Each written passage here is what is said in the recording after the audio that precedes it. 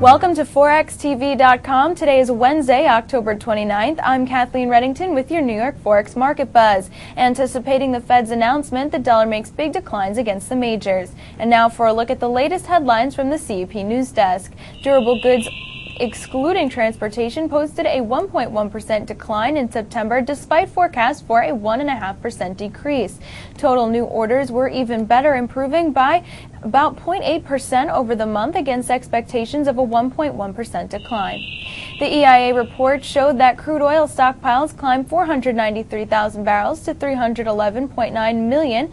A 1.55 million barrel gain was forecast. Gasoline stockpiles dropped 1.51 million barrels to 195 million barrels, the first decline in 5 weeks. A 1.5 million barrel gain was forecast. The Federal Reserve is forecast to make a 50 basis point cut to the interest rate. They will make their announcement at 2:15 p.m. Eastern Time. Continuing declines in mortgage rates are giving a lift to mortgage applications. The Mortgage Bankers Association index for purchase applications rose 8.5% for the week to a level of 303.1. Today we are joined by Essiner of Reusch International. Hi Omar, how are you today? Good, thank you. All right, we are awaiting the Fed's announcement on rate cuts. It should be out shortly. They're very likely to cut the rate by 50 basis points. But what would happen if they got a little wild and did something more drastic, like cut it farther? Well, I think a rate cut beyond the expectations of a 50-point cut would probably have an adverse effect on the U.S. dollar, at least for the short term. We've seen the U.S. dollar slide to the lower end of its recent ranges, partly as a result of the expectations for a 50-point cut in the Fed funds rate. I think a cut above and beyond that would further undermine the dollar's yield appeal, and I think it would, as I mentioned, add to a short-term sell-off in the dollar. Now, we've seen the Bank of Japan move to if the Bank of Japan decides to move to intervene after the Fed announcement, will we see a bit of a bounce back in the dollar? Yeah, I think if we do see Bank of Japan intervention in the markets, we could see a further bounce in the dollar against the yen. I think the yen would likely decline across the board in the event of a Bank of Japan intervention. But having said that, I think that the declines in the yen as a result of intervention would also be short-lived.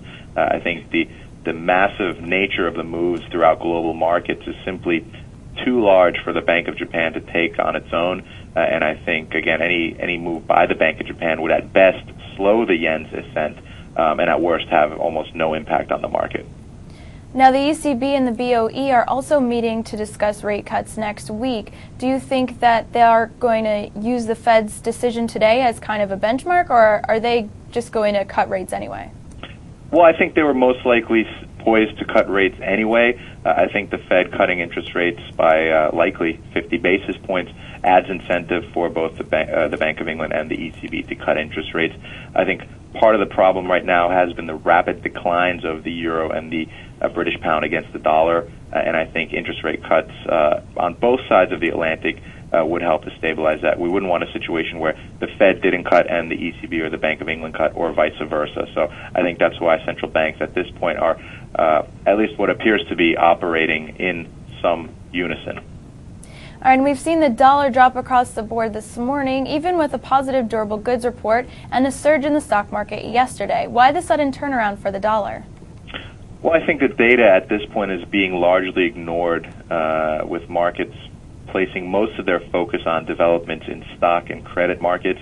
As you mentioned, we had a huge rally in stocks yesterday, and that essentially diminished some of the U.S. dollar's safe haven appeal. The dollar had long benefited from a flight to quality and a flight to safety throughout financial markets, as high levels of volatility prompted investors to unwind riskier trades in higher yielding and emerging market assets and seek the relative safety of dollars. What we saw overnight and a continuation today is really an unwinding of that trade. Higher stocks have prompted investors to venture away from the relative safety of U.S. dollar assets and into higher yielding type of instruments abroad.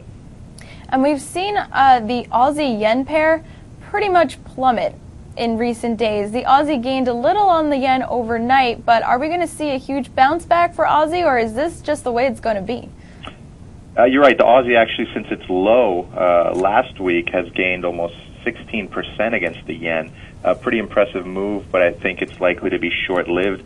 I think the gain of the Aussie against the yen is consistent with that rising appetite for risk throughout financial markets that was prompted by the sharp rally in U.S. stocks and in stocks abroad. Having said that, I think it's, again, going to be short-lived given the fact that market volatility and uncertainty is likely to persist for the foreseeable future. In addition to that, there are mounting expectations for a global economic recession, and under those circumstances, the Aussie-yen currency pair is likely to revert back to its recent lows.